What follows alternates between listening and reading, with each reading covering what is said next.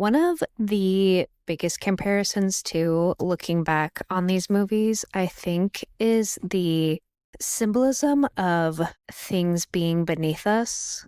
In the lore, they are these two mythical aquatic creatures who live in a world below us, being the ocean, below sea level. And there's so much mystery attached to that. And then in I Saw the TV Glow, there's a lot of talk about being buried alive. There's a lot of talk about like the world of the pink opaque being beneath them. And I think that speaks a lot in the lore to the subtext of mermaids like representing death. And then in I Saw the TV Glow, burying your queerness and burying who you really are.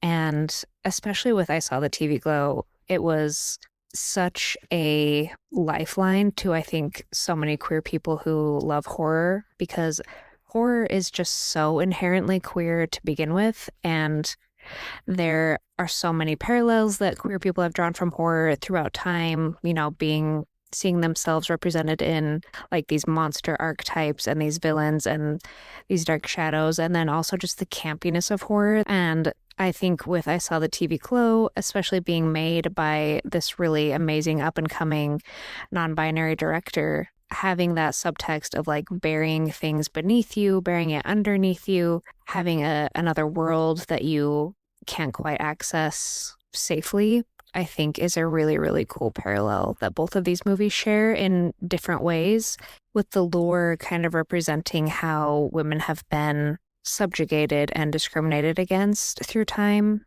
And I Saw the TV Glow speaking to the queer experience and even more.